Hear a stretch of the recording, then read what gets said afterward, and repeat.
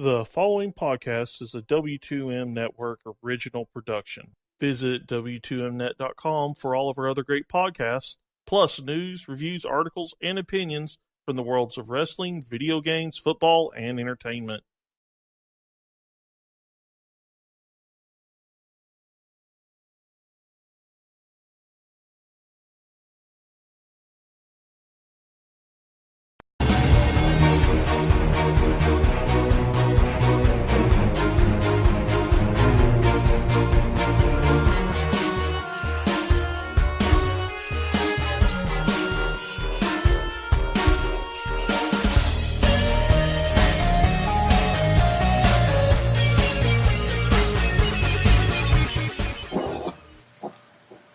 Hello and welcome to another Video Games to the Max here as this is number 173.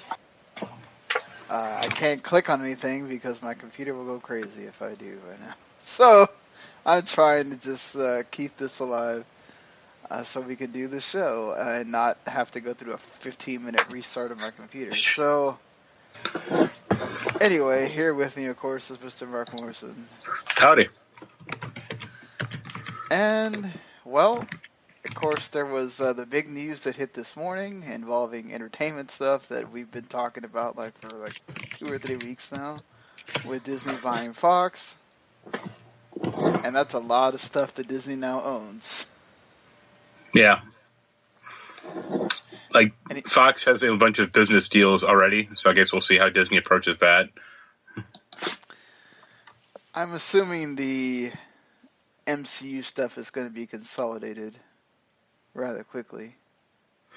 Yeah, but I mean stuff like Universal Studios has The Simpsons land. Like stuff like that. Like, are they just going to let that go for a while, or... I'm assuming there's a contract there that they would have to dissolve with money. Yeah. And they probably don't want to waste money on something that, well, you could just now take a cut of that or something.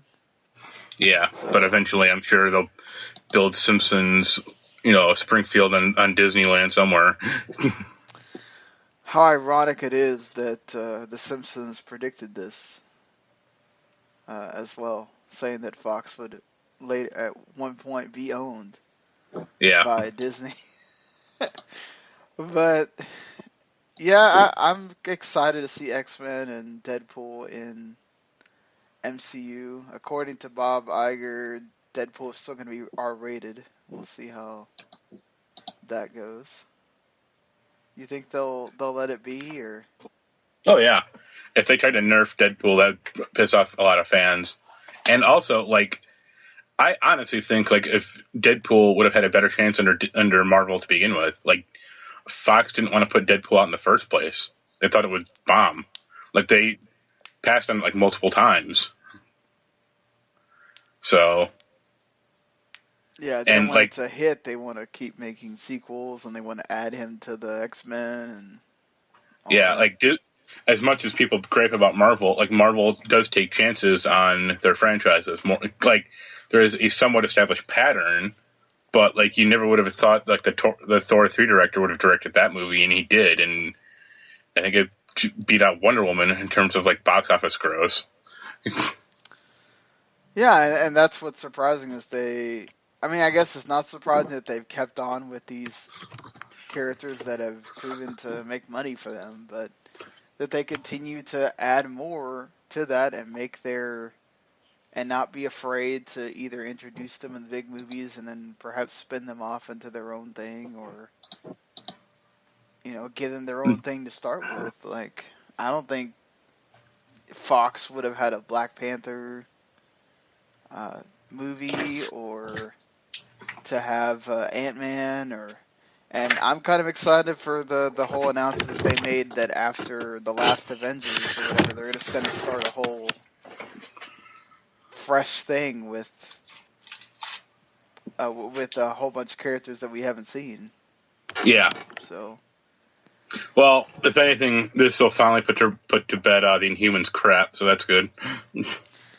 Yeah, that would be great, because that has gone just completely awful. and now they can just admit that, and we can move on Yep. from all that as well. Like, It's gonna be I don't think. Go ahead. Go on. Well, no, Like, I was gonna say, like, Disney can't do, like, they own those television properties, right? The Family Guys and Simpsons and all those, but they can't really do anything about.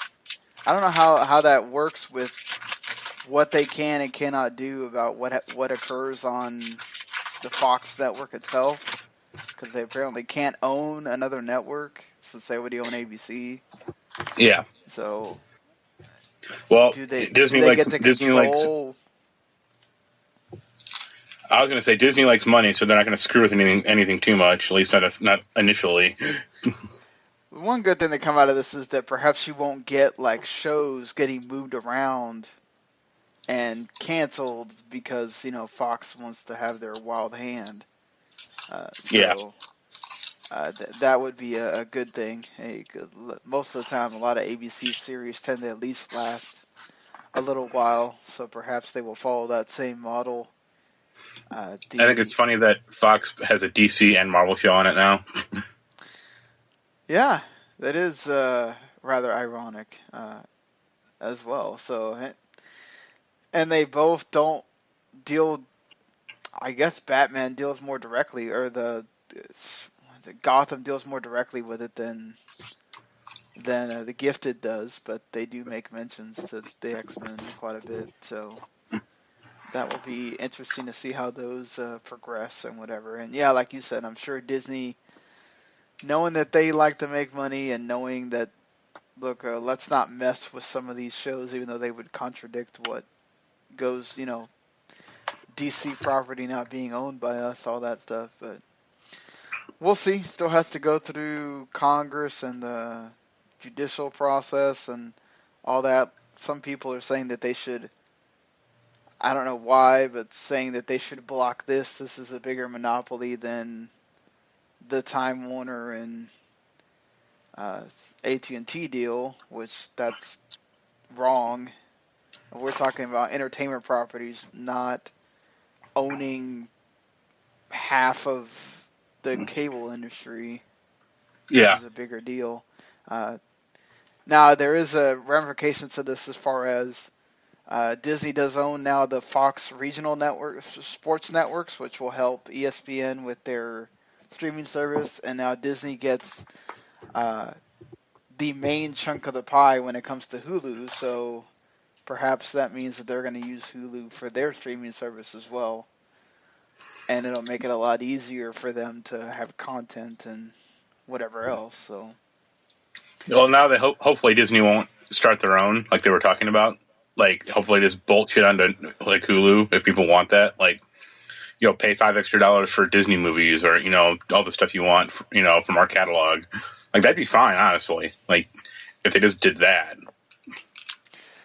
And I guess it depends, right? If they're going to give you whatever's on Hulu for free on the Disney thing, then, or included or whatever, then it's not that big a deal, and it all still costs $12 something, then I'm fine with it, because apparently Disney's service was going to be around. I think they were going to even try to be cheaper than Netflix just to compete with them. So this may increase the price a little bit, or it may just give them more reason to introduce it at a cheaper rate, because they'll have enough programming to be able to compete, I guess, in that way. Yep. Mm-hmm.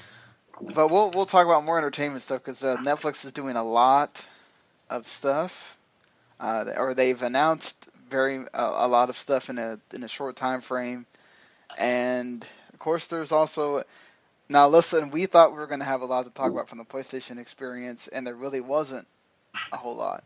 Podcasts aren't really made for us to talk about them doing gameplay streams and whatever else. There wasn't a whole lot of announcements. I mean, I know you were kind of excited about the Medieval remaster, but yeah, that's a pretty obscure series to bring back.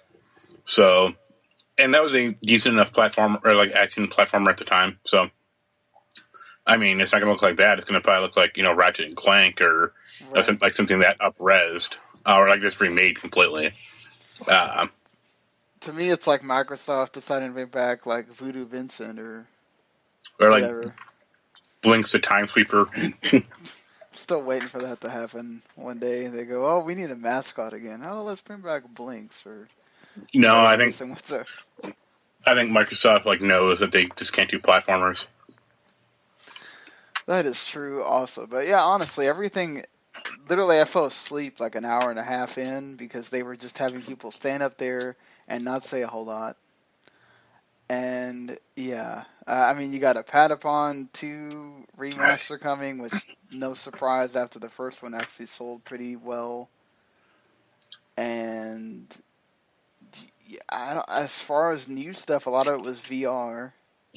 Yeah, like adding VR patches to Wipeout or like the Last Guardian. It's like, okay. Yeah, well, it's free if you want to go mess with that. 15 to 20 minutes of that. So, yeah, I guess. But we'll get into, I guess, whatever news has been happening in a little bit here. So, what games have you been playing? Let's see. Dead Rising 4. I'm still kind of banging away at that. I'm hoping to review it, like get a review of that done soon. A buddy of mine bought me Resident Evil 5 to play with co-op, like with him, and we just finished that like last night. That game's okay. I mean, it's better with a partner. Yeah, it's kind of made for co-op, right? Yeah. The two other big ones would be Shadowhand, that solitaire RPG. I beat that recently. That's hard, but pretty good. So wait, solitaire RPG? How does that work?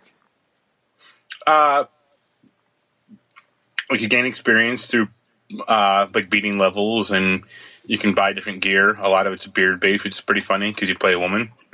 And I think it's like it's supposed to be like a mid 17th or mid 18th century RPG. Like it's a lot like Regency Solitaire, like the studio's previous game, but with like a little slightly like a more like pirate or like crime like motif to it. Like you play like a highway woman. And there's like a bunch, like the differences between that and like Regency Solitaire, and this one there's like a bunch of duels against like enemies, and like so you're not playing like you play Solitaire with someone else, so you get a chain going, you hit end turn, and then they try to do the same thing. So you're basically trying to beat the other person at Solitaire before they beat Solitaire? Well, you're trying to whittle their life down. Like, you have weapons, like guns or swords, and you have different items. Like, you can cause like bleeding or poison effects, and like if you get combos going in Solitaire, like your weapons get increased in damage and power, or get activated. Okay. So like if you get like go on. Oh, that sounds interesting. Like just everybody, you could do something like that with Solitaire. So kind of it's like if you get like a combo of like 5 cards, like your combo starts, and then each new card adds like 20% or around that to like your weapon damage. So if you get like a combo of like 30 cards, like your weapon is like massively overpowered and can wipe away like half their health in one hit. There you go. Just quickly knock them out. And so yeah, does pretty it much. have like a story and stuff? I think there's like 20 chapters, 22 chapters, something like that. Oof. And about do 8 go by fairly quickly, or? Well, the beginning chapters like don't have that many levels, but the later chapters have like 8 or 9 levels per chapter. Oh. And yeah, I mean each level takes about 5 minutes, give or take, and I mean you get better as you progress, and then you have different like active and passive abilities to help you out. Like you have like an ability that can take away random cards in the field, or one that like reshuffles the cards. So if you're stuck, you can hit it and hopefully get like a better draw. But yeah, I like card-based RPGs, so this and Solitaire is about it. I remember you talking about Regency Solitaire before. Yeah. So. It's the same. I mean, a lot of it's somewhat, I wouldn't say reused assets because they are changed a little bit. A lot of it's the same basic framework. So, but it's a good game and it's only like $15. So I recommend it. I think it's like on sale right now for like 13 still, but what else? Well, The last game I've been playing is Okami. oh, how's Okami HD? It's the PS3 version, but that's still fine. Like I was playing it and I got like 5 or 6 hours in the game, and I was like, I haven't seen a trophy pop once. And I went to my trophies list, and it was like half of it was already filled out, and I got those trophies in 2013. And I was like, oh, it carried your trophies over from the PS3? Yeah, and I was like, oh, okay. That would have been nice to know like ahead of time. That's interesting. I didn't know your trophies carried over from one game, from one system to the other. I'm probably like your save game data doesn't or something. Or oh, okay. But Okami's still a good game. Like it holds up really well still. Like some stuff maybe hasn't aged well. Like the battle system is kind of not great, but like the whole art of exploring and painting stuff in the game world, that's still as fun as ever. Imagine it looks even prettier now than it did on PS2 and PS3. It's about the PS3 version level quality. It made like a hair better, but I mean they're ultimately handicapped at that game. Like there's not much more they can do with it. I know like some PC people are pissed that it like is locked at 30 frames per second, and like a Capcom representative had to go like, no, like if you try to go to 60, it's going to fuck up this game. Like we can't. Like, what do you want us to do? We're not going to remake this game for a port. Yeah, it makes sense. I mean, it's not like the Shadow of Colossus one where they're taking that time to redo the graphics and everything else, and that's one of the things they did show at the PSX was a graphics comparison video, and you could tell the difference between the PS2 and even the PS3 version, but this was really just meant to get Okami onto the PS4. So. Yeah, and I mean, I'll probably actually buy the Steam version also, just because I'm a big fan of the series, and it's only $20. But that game, like, still, like, it's 15 years old, and it, I mean, plays about as good as it ever did. That's always interesting to me that, you know, some games that you'd say, oh, they shouldn't get remastered. Why do they keep making this? It's not that good. A game like this, you wonder why it, you know, in the age of making sequels, why Capcom has never said, oh, let's make an Okami 2 with how good this was. Because Clover made it, and Clover, like, after they made, I think, God Hand, Capcom shut down Clover, and they made Platinum games. So Clover is now Platinum, essentially. And I think there's still some bad blood between Capcom and Platinum, specifically like Kamiya. He's no big fan of Capcom these days.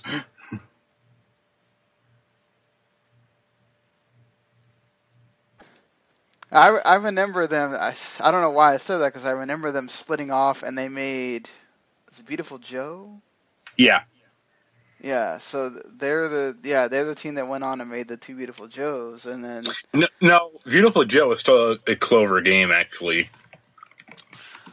They made something. I can't remember what it was. Like, a lot of those guys went on and became a different studio, and they made at least one game, which I can't remember right this second what it's called. But, yeah. Or maybe that game got canceled? Maybe. Well, while you look that up, I messed up. I did it I left a little editor's note in the podcast description, but I messed up and realized that there's apparently 10 chapters in Xenoblade Chronicles 2, not 6. It's just that for some reason IGN's wiki for Xenoblade Chronicles 2 stops at 6. And so I just went on, and there's a lot of this game you got to go not use a fact, but you might have to go look up, hey, I need to go find out how to do this, or find out what this means, or whatever, because it's a freaking 80-hour game, and you got to play at least 70 hours of it just to get through the whole story. But for me, I think it's still one of the best RPGs of this year. I know you can say recency bias or whatever, but it's really well done, just like the first game was. X is what it is. I've actually, because I didn't really like the first one that much. Of course, probably didn't help that I was playing on 3DS.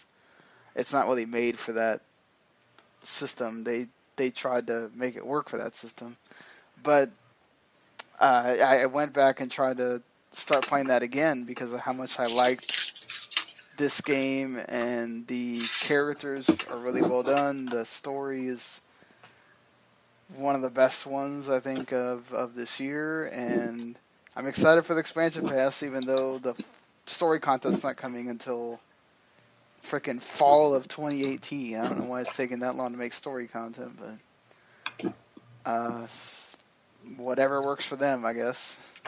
But yeah, I think if you're really into RPGs, I think you should try it out. There is some anime tropey stuff in there. It's very little of it, but it's in there.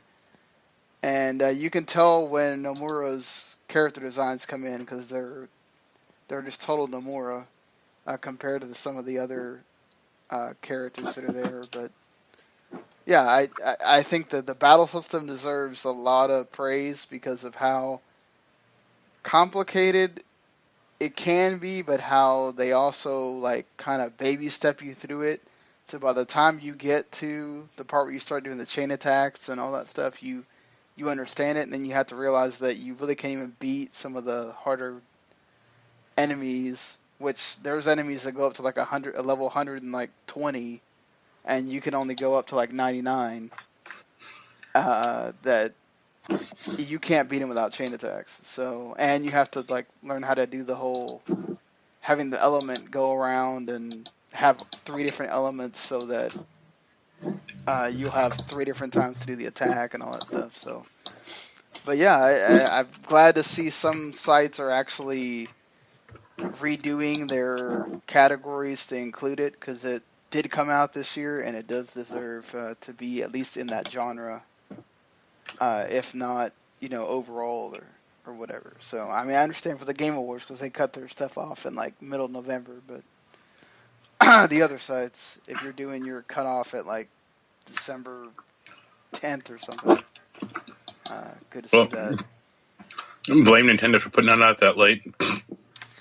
I don't know if it's solely Nintendo, it's also Monolith Soft, whenever they were going to get that made. I'm still surprised that came out this year. I thought I was waiting for it to get delayed, and it came out. So, And Clover made, they started Beautiful Joe, Okami and God Hand, and then Capcom shut them down. Did that studio became something else? Like some of those guys went and did Platinum. something else though. Oh, Platinum. Okay. Yeah, that's what I said earlier. Yeah, they made Platinum games, and then they, went on to much success. Yep. See, Capcom screwed up there. One of their many screw-ups. But, hey, maybe they'll learn one of these days. Or maybe not, because they keep just making a million, and we'll talk about more of them, millions of ports of stuff. Yeah. But why not? So speaking of this year, PlayStation 4 goes back to being the best-selling console of a month for the month of November, as it outsold the Nintendo Switch, even though the Nintendo Switch has now sold 10 million units. So their projected sales number of getting to like 14 million by March 2018 is not that far off at this point. And it's really crazy to think that in a year they could completely outsell the Wii U. It's total lifetime. Yeah. Well, the Wii U never caught on that well. Like a lot of confusion in the marketplace, and a lot of just kind of burnout from the Wii. Well, not only that, I feel like the Switch is just what the Wii U should have been. Yeah. Yeah, you know, like the Wii U was kind of like the prototype for the Switch, and yeah, I mean, not having it be fully portable, just I can go into my other room. It's not the same thing. I'm amazed sometimes. Like there was texture problems with Xenoblade 2, and the first game also had even Chronicles X had the same problem where they had to come out with a texture pack, a texture deal patch later. I don't know if they're going to do that for Xenoblade 2, but like it's still amazing to me that a game that is that big and that sprawling, and then Skyrim as well, like runs on the Switch with it being portable. Yeah. You know, and like Wii U wouldn't have been able to do that. It would have looked awful on that like 240p whatever screen that it would become when you took it off the dock. But for me, I think it's also the people are. I feel it's almost like the Vita, where people love the Switch so much they buy games just because it's on Switch, and that's kind of what Capcom actually uses for the fact that they're bringing over a lot of their games. And one of their officials actually said that they want to bring games that have never been on Switch, never been on a Nintendo system before, over to Switch because of how well their stuff is sold when they brought it over. So I think that's a testament to Nintendo understanding that the failures that they made with the Wii U and then coming out with this system, and I think it surprised a lot of people, and I really enjoy it, having it, and I think through the 3DS success, the failure of the Wii U, and then bringing in the Switch and understanding, okay, you've got to constantly give people something, and they've really done that. Last, 2017 they nailed that, and then 2018 looks like they're going to keep on the same schedule too. So you give somebody a big AAA game every month, people are going to latch onto that. What Capcom franchise hasn't been on a Nintendo system at this point? If we're talking about the big ones, right, like Devil May Cry's. I guess that's about it, though. Devil May Cry's, some of the Resident Evils, I guess, right? Resident Evil 5 and 6 and 7. I don't think it would run 7 that well, but you're right. I mean, they could lower it like the other, like WWE 2K18 on God. Switch. No, don't do that. Like that's awful. Like, did Take-Two and 2K just not give a crap? I mean, that's what it felt like. Like, how do you release a game that is unplayable on that system? People waiting to buy that game on Switch, and then I thought about it actually. I said, "Oh, this would be kind of cool to have on Switch," and then that comes out, and they go, "Nope." There's a slowdown during the frickin' entrances. I can only imagine what happens when you actually press the button for them to start wrestling. So, that's awful. I mean, Take-Two has pretty much said that they don't care because, Dimps is still making those games. So, I mean, that's your fault for letting Ukes be involved in that. Ukes, sorry, not Dimps, but yeah, like when they bought the series, it should have been like, okay, we're going to give it to someone else now. Not, all right, we're going to continue this shit show for 3 or 4 more years. All we care about is getting the biggest roster, not actually fixing any of the problems of it. I don't understand that whole process with them. I feel like it hasn't really done anything to make it stand out ever since from when it was with THQ. It's the same game to me. Oh, honestly. Yeah. Well, the same developer, that's why. I mean, and they're on a yearly schedule, so we can't fix anything, really. I mean... other than the, adding the like, story modes where, like, you got to go the Attitude Era and the like, WrestleMania thing and the Stone Cold one, like, those are kind of cool, but other than that, I never felt like those games really brought anything. And I mean, those are neat ideas, but if the game and like the fighting engine is the same and it's continually kind of busted, like the super quick reversals and all that stuff, it's like, well, it doesn't really matter how much you dress this up if it's still gonna be the same thing over and over. I'm starting to wonder if they really do need to go back to either go back to the Aki engine or just look at something like, I know you really enjoyed it, the All-Star series, and say, well, maybe we need to just make the games like that. And I mean, is the Aki engine even still around anymore? Like, you can copy that engine, though. It's not that difficult. It's just, it's not, it's very simple. It's just more about, how you do it and getting that all to work together instead of trying to be like, oh, let's add a gazillion freaking moves that you can do with one character and doing all this stamina system and the submission thing, which is beyond me sometimes. Like, this submission thing is ridiculous, and like, okay, just make the game a little bit more simple. It won't hurt you. You don't have to be like Fire Pro is complex, but it's sometimes the WWE games even feel like ridiculous compared to that. yeah. But yeah, so the PS4 goes back to being the reigning champ, and Call of Duty World War II is the best-selling game in November and the best-selling game of 2017. What about Battlefield 2 or Battlefront 2? Well, Battlefront 2 was the second best-selling game of November. So, and it had about 2 weeks less time than Call of Duty. So, I would imagine it's got to be like Call of Duty by a wide margin, and then the rest of them might be a little bit closer to each other.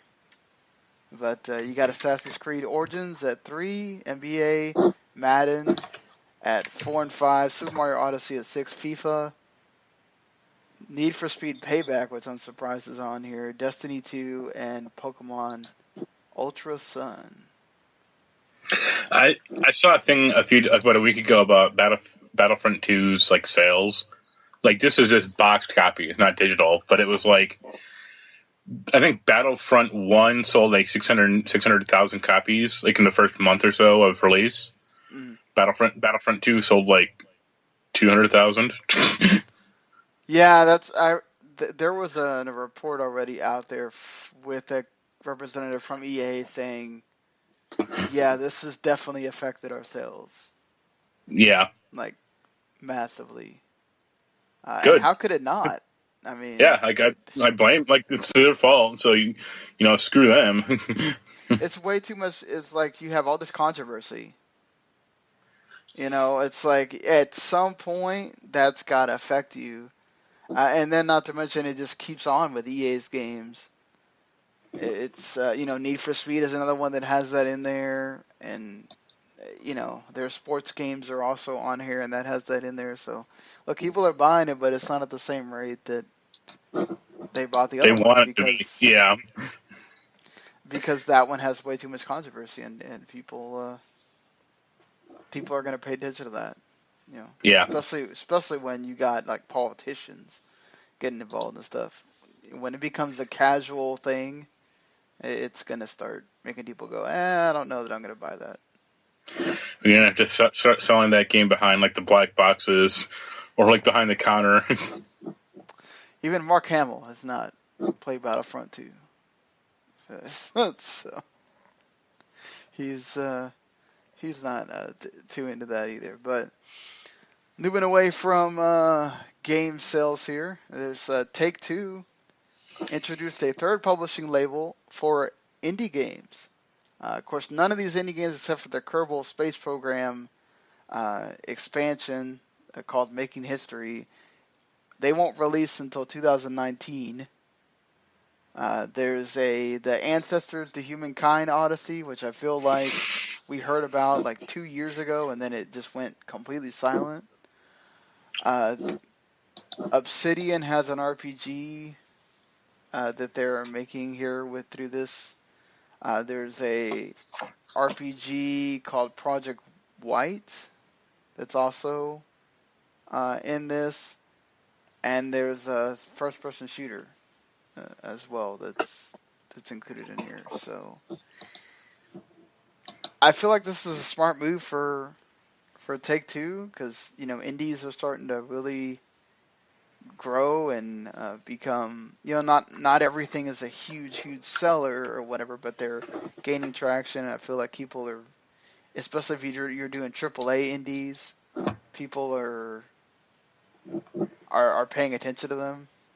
So, Also, it's not like core Take-Two releases a game every every month or so. Like, they're a slow enough label that if they made another label just for indies, it'd probably be better for them.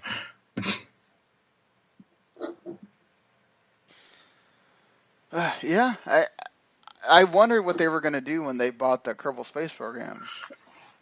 And this kind of all makes sense now. Like, let's just put this all under its own umbrella, and then you can have more people. You can kind of curate your own indies, I guess, and your own partners. GTA 6 will take place in space. You heard it here first. God. That'll probably die. That's just as bad as Call of Duty in space. And then instead of humans, it'll just be Kerbals, like doing everything.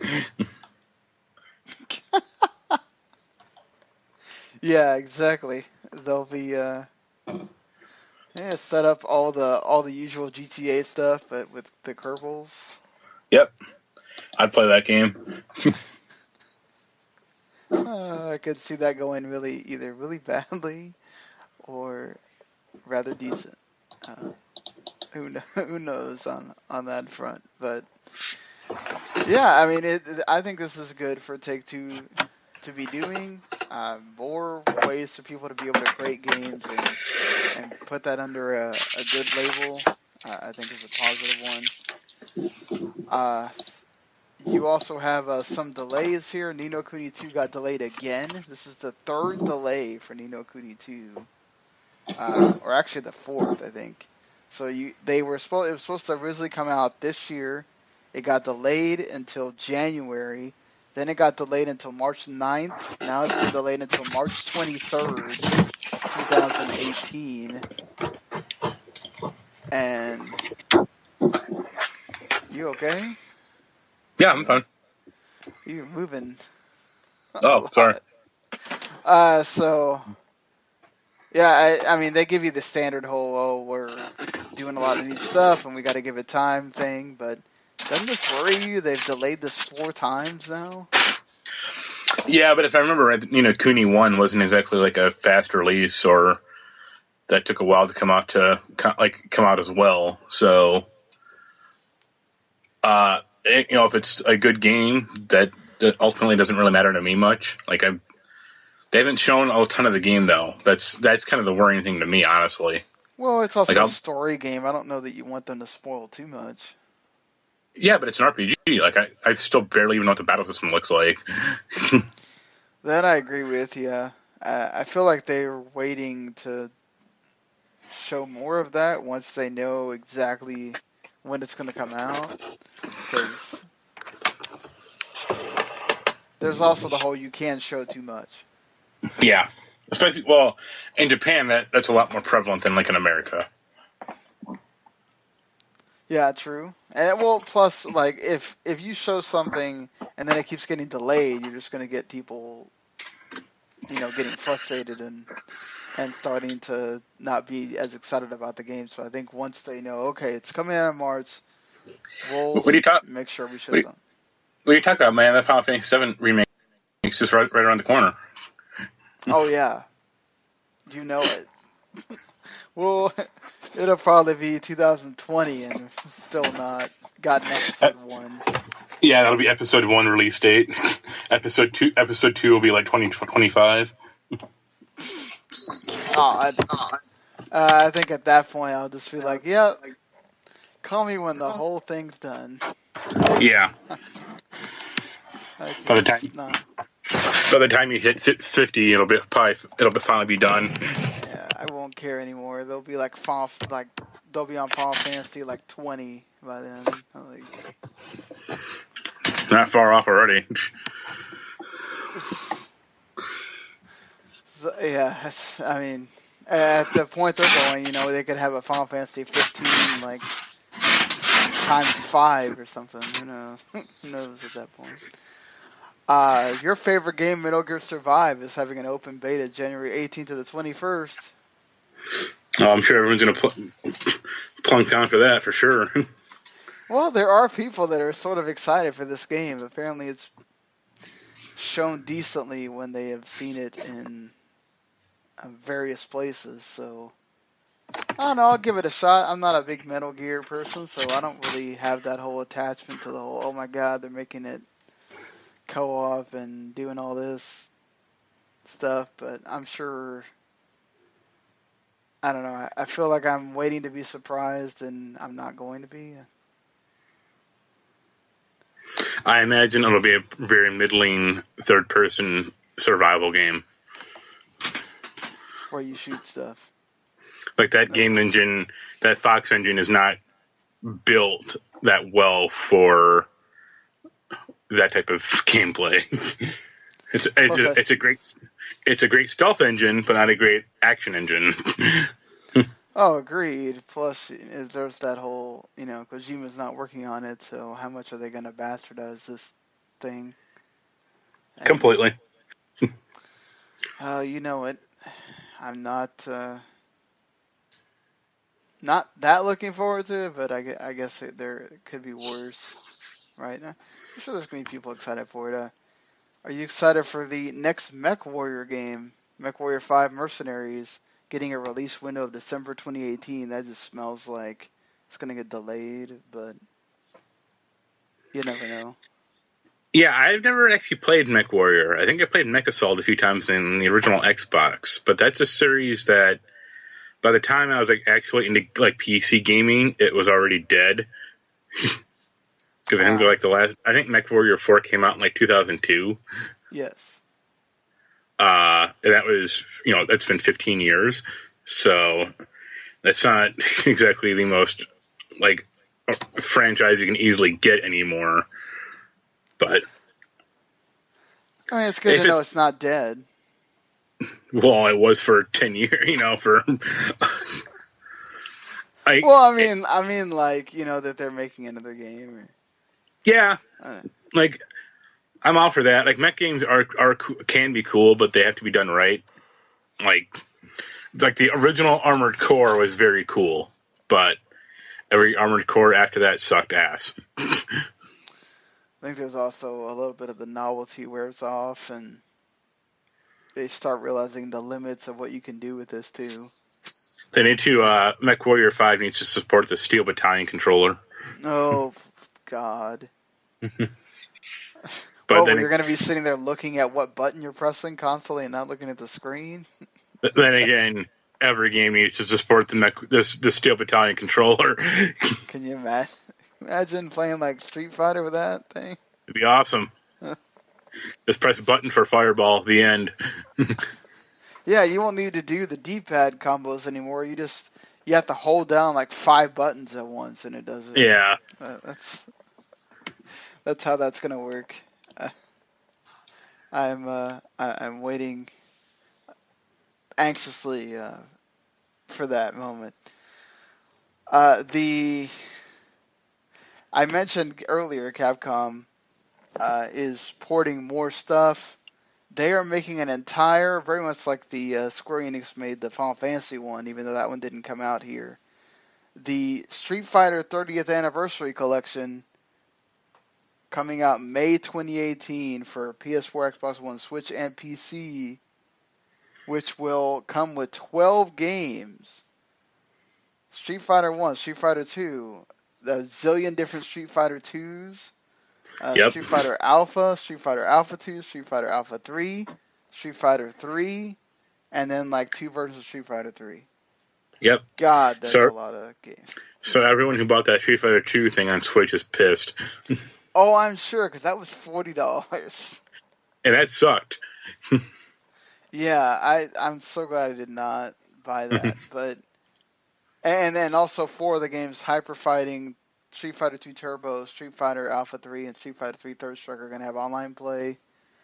You can also play against the computer while you're waiting for people to show up in the lobby. That's kind of cool. I always appreciate that. The sports games are pretty good with that too, where you get to play, the sport by yourself while you're waiting there. This thing is $40. You said, like, that's a good price for 12 Street Fighter games. No, this doesn't have a price. I wouldn't be surprised if it is $40. Yeah, but it could be 60. That's a lot of games. I don't think they could get away with 60. They would like to, but I don't think they would, or they would try. But yeah, that's too much. I would agree with you. I could see them try with 50 and probably max out at that. But yeah, it's with the 2 Mega Man collections coming to Switch, and then the X games, Mega Man X games coming separately to all the consoles as well. This is a lot of work for Capcom to be doing with these ports. Yeah. Are you interested in? Kind of. Like, I guess Street Fighter 2 is still fine. I never really got into Alpha 3 or Street Fighter 3 all that much. Like, personally. I had Alpha 3 for the Dreamcast. Played it a little bit. It was hard. Yes, it was. That's probably why I stopped playing it, because it was not easy at all. So, I think these are cool, but yeah, I mean, these are all, like I said, it's a good collection. They've done this before for like Street Fighter 2 on, I think, the PS2. There's like a Street Fighter anthology, I think, or something like that, and that was like 8 Street Fighter games for like $30. That didn't have online play, obviously, but yeah. So go for it. Just don't charge too much and have the online work. Yeah, that's the most important part, is having the online work. Because if that sucks, then take out a lot of your player base there, and I'm sure we're looking forward to playing these classic games with friends, maybe that they can't play local like you could when you were a kid. I remember playing a lot of Street Fighter 2 with friends and dying. I never really had that as a kid. Like, there were arcades, but I never played against like people that much in that game. Oh yeah, we had I had friends that had the Super Nintendo. And they would be playing Street Fighter 2 all the time, or they'd be playing Mortal Kombat, one of the two. Yeah. I mean, that's if Mortal Kombat did that to an extent, but I don't think those later Mortal Kombat games do that well. No, I don't think they hold up as well as Street Fighters, but there's also the reason why Street Fighter they stop it at the Third Strike one. After Third Strike, there was 10 years of nothing aside. Yeah. And then there was Street Fighter 4, and they're like, oh yeah, we can make fighting games again now. I'm surprised they're not just go ahead and. I guess they don't want people to know that 4 was kind of good, so that they don't not buy 5. I guess, but. Well, 4 is already on. It's not on Switch, obviously, but it's already on PS4 and Xbox One. So that's probably why they're not including it. Oh, okay, that's right. I forgot that they ported those over. Yeah. Well, that's a lot of game for you if you're a big Street Fighter fan.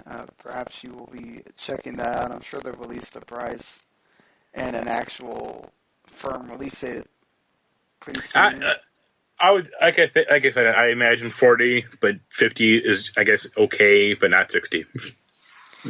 I wouldn't be surprised at all if it's 50, just so they can say, oh, we didn't give it to you for 60, but that's a lot of games, and there's online, so $10 for the online. If it comes to 60, it needs to include a jar of Guile's hairspray, hair gel. Or they could just include some bleach blonde dye as well. Yeah. Hey, you can make your hair the same colors like half the characters in the game. Here, why not? Or well, like 3 of them. I can't remember how many of them are blonde. But, like at least 5 or something, right? Sure. So, there's just because I can talk through some of this. Xenoblade Chronicles 2 is getting an update in about a week, which thank God they are something that's as simple as if you have fast travel, when you pull up a menu, it should go to where you are. Not you have to figure out where you are based on a little icon, and then you have to go further into where you are, trying to figure out where the locator for your quest is on that map. It's a lot of having to go back and forth between looking at a map and then looking at the map that rolls around while you walk. It's very not intuitive. I'm surprised that they shipped it out that way, but I guess it's good that they're fixing it. And adding an easy... there's this blade in the game that's artificial, that's like made... that they make. And so the way that you update it is by playing this little mini game that's sort of based around this like game where you're like falling down and collecting stuff, and then you get to go back up as a super powered version of the character and go back and try to get the stuff the little treasure that you didn't get the first time. Some of it actually gets really hard, so it makes it hard to upgrade that blade that you need. So it's actually nice that they're making an easy mode for it. I don't think it's necessary, but it's nice to have for people that just want to get through the story or just want to upgrade that character and not have to worry about it. Plus, they tell you stuff that's in the expansion pass, so I don't need to go over again. And so it's nice that they're doing that, and it's coming out pretty quickly. Crytek still exists, people. And they're suing Star Citizen because Star Citizen, some of this is like, I don't know what you thought of this, but I was just like, okay, Crytek is saying a lot of stuff here, and the people from Star Citizen are not saying too much. So I feel like Crytek has a beef here, and they're probably going to win this. Well, the gist is that Crytek or Star Citizen developed, I forget what the hell their name is, like Roberts Industries or something. Yeah. They switched game engines from CryEngine to like Amazon's, I think it's called like Lumberyard. Game engine. And Crytek's like, we had a contract, like you're supposed to use our engine and blah, blah, blah. But, I mean, Crytek hasn't made a game in 4 years. Like, that game engine is probably but that's like Unreal having an engine, and if you agree to use Unreal's engine, you have to kind of tell Unreal that you're dissolving that contract, right? I mean... Yeah, but the thing about Unreal is that, like, that engine is like, they're still updating that engine. Like, you don't know, like, where CryEngine is. Like, they're barely a company at this point. Like, you don't know if, like, how that engine is holding up compared to modern day Unreal Engine or current version Unreal, or even like Frostbite or, you know, anything else. Or and it feels like also the way some of this is worded is that Crytek was basically hemorrhaging stuff onto this game to say, oh, you're supposed to be updating our engine too. Yeah. And you're supposed to be doing stuff with the engine and promoting it in the game and all this stuff. Basically, they were made a contract with Star Citizen to try to build CryEngine back up. Yeah, and that's not, I don't think that's Star Citizen's job, or that's not their role. Like, it's supposed to be the other way around. You're supposed to deliver a working game engine and, you know, updating it as needed. That's your job.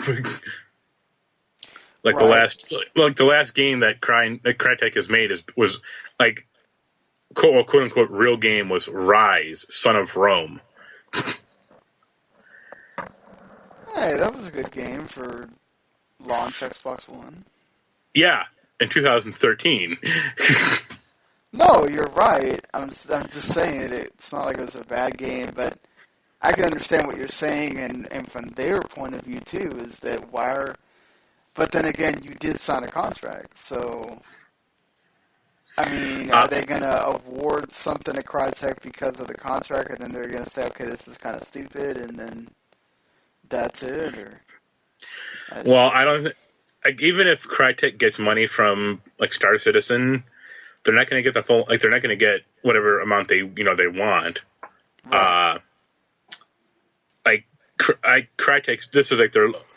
I look at this as like their last gamble, because like Crytek used to be like a big developer, Right. but I mean they used to have 9 subsidiaries, or like 9 companies like all over the world. Now they have 2. Yep. I'm surprised they still have those 2, really. And like no one cares about Crytek anymore.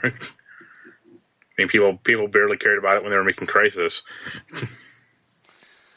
Yeah, and then they made what was it, Homefront Revolution or whatever. No, that was. they were contracted to make it, but they fucked it up, and someone else made it. Yeah, and then they had all the like work problems with the employees. Yeah, they weren't getting paid, or they're having like money problems. It's like, yeah, that's a sign of a real healthy company. Yeah, that is bad. And that's when they closed one of the studios and all that stuff. So yeah, this does feel like this was their last thing that they were kind of holding on to, and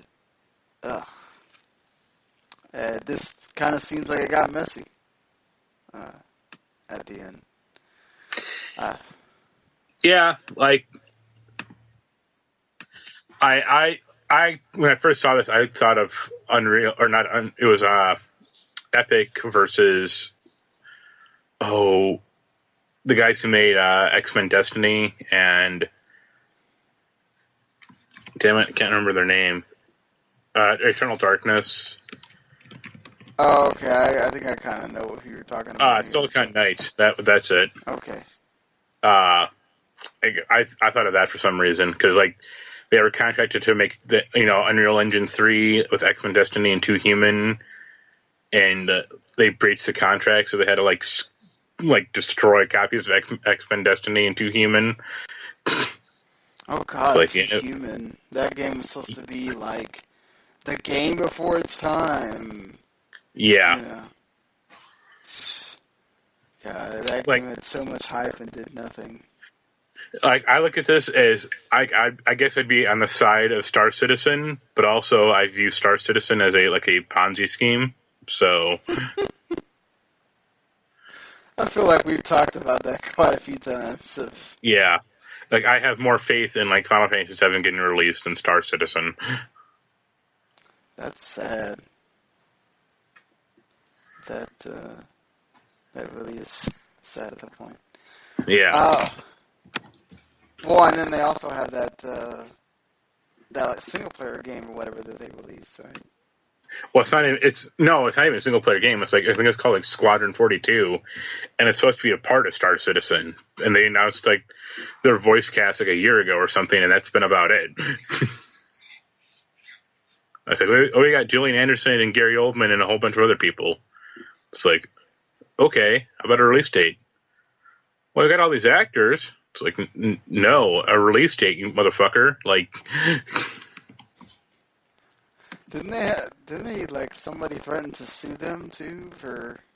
Oh, they keep getting like hit with like big refund, like, because people are dumping money into it, like $20,000, and they're like, it's like you're getting all these ships, and it's like, yes, for a game that's never coming out. Like, why not just spend that money on bitcoins at this point?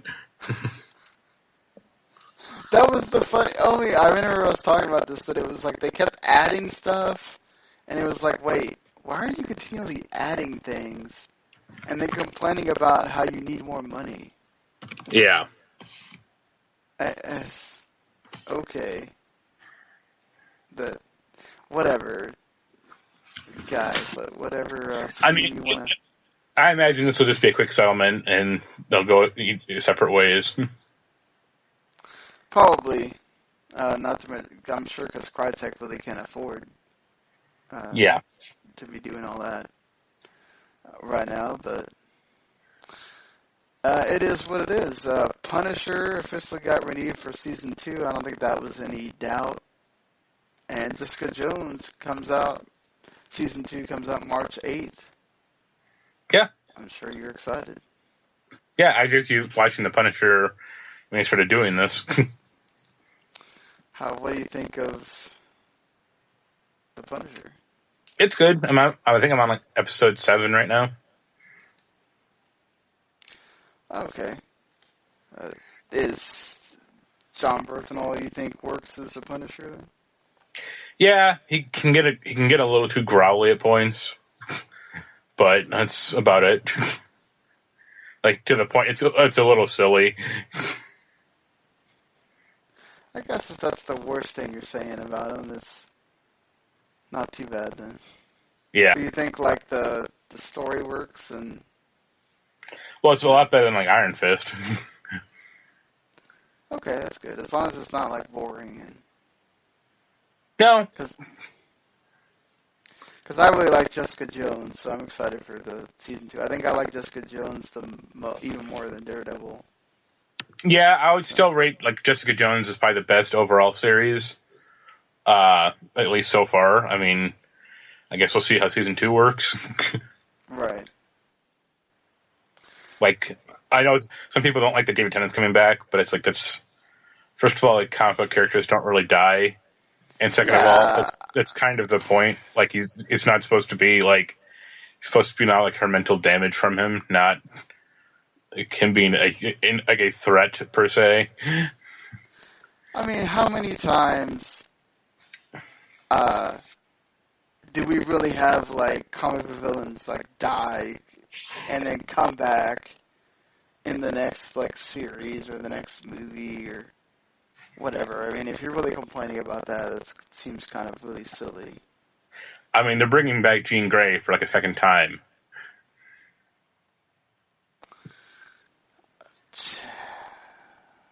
Why? Yeah. Well, the movie's coming out. That's why. Sometimes. And like they killed off Professor Xavier like 5 or 6 years ago in the comics, and they brought him back again. That kind of makes more sense, though. Like, it's Professor Xavier. Like, there's some people who they know X-Men based off of Professor Xavier. Yeah, you know? But then if that's the point, don't kill him off in the first place. You're right. I mean, just put him in a coma or something. Like, who cares?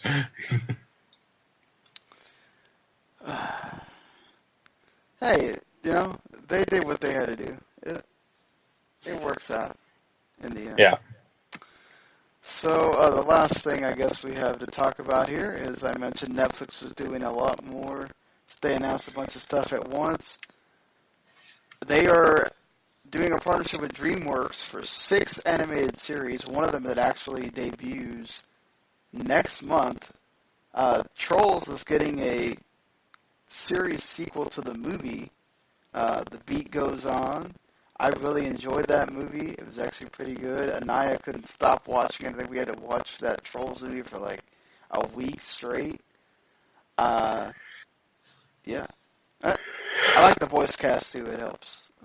Better be a good voice cast. And Boss Baby is getting a series. God, for God's sakes. Sometimes. We don't have to do this. I think the biggest one for people that watched shows in the past, She-Ra is getting a series again. Did you ever watch the She-Ra? Nope. Never saw He-Man, never saw that. Ironically, I watched He-Man in Spanish when I was in the times that I was in Venezuela. That was pretty much it. I never watched He-Man other than like when it would show up on like Boomerang or something like that. So, apologies if I don't have this nostalgia for like any of those shows. The Thundercats or... Yeah, I have no nostalgia for that crap. Harvey Street Kids, Troll, the Guillermo del Toro one, the Troll Hunters is actually pretty good. So I'm excited to see that that's continuing. So, yeah. They need to bring back Netflix again. They need to bring back Mighty Max. Yes, that would be great if they brought that back. And SWAT.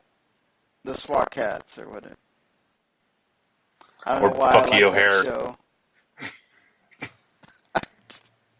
I thought those cats were like the coolest thing, you know. They just got in that freaking jet and did some crap. The one cartoon I'd actually like to see come back is probably Gargoyles. I'm surprised that... No, actually, I'm not, because, you know, they try to be kid-friendly. Yeah. But Gargoyles has an actual pretty good, like, cult following. You would think that they would try to bring that back. Yeah. Well, I mean, I can see them doing Gargoyles now and putting it, like, not on Disney Channel, obviously, but putting it, like, on... I mean, hell, they now have FX or something. Like, put it on something like that. They could. That's one of the pluses of if they're going to touch that. Like, you know, are they going to mess with American Horror Stories and all that stuff? Or are they going to let it keep going? I mean, it's kind of dumb to kill something that's worked, but...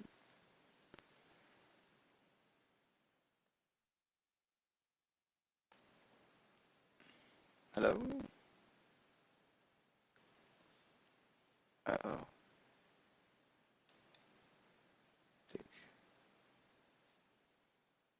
think my computer finally crapped the bed there.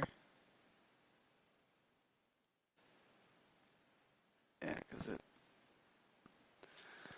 Oh, this sucks. We're on the air and I'm having to deal with computer problems. But luckily we're at the end here of this show pretty much. So I really didn't have anything else to discuss. I hear you now. You Sorry, I didn't hear you for like a while. I was like, all right, do I just close this out or what?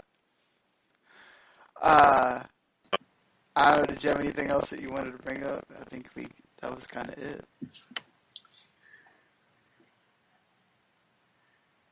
Oops.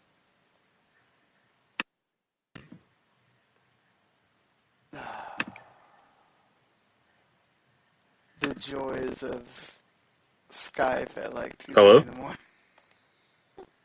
Hello? You there?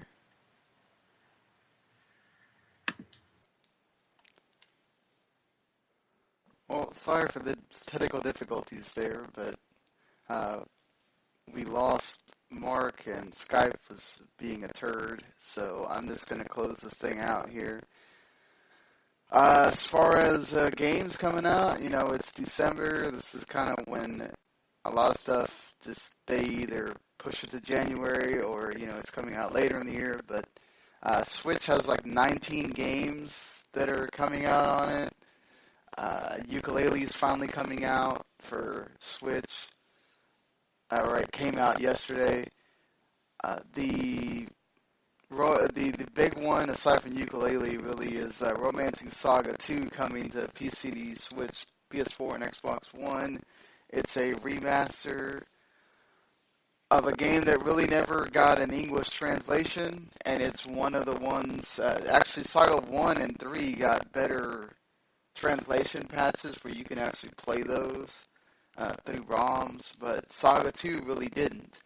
So that might be why this is getting the treatment. It's also, I think, the most loved of the series.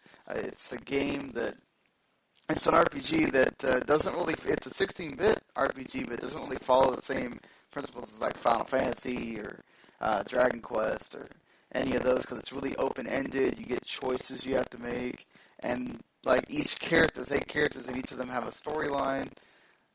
They somehow converge, like at some point, into the main storyline, and then you just get the final section. So it's actually kind of interesting to be able to go through every character and do something with it or control them, and so there's a lot of replayability here for this. I guess the big one of games that are coming out now is Life is Strange Before the Storm Episode 3 finally comes out, so you'll get to finish the Life is Strange prequel. And that doesn't come out actually until December 20th. So, but you also have Brawl Out coming out, I think, on the 19th for Switch. The Bridge Constructor Portal, there's an LA Noir, like the VR Case Files, and a Meta Quintet's also coming to PC for some reason. And yeah, so kind of light on games unless you own Switch, where you get like 19 different titles, including like an eShop title. So plenty of stuff for you to do there. But alright, until we are on again, probably sometime next week, we will see you later, everybody.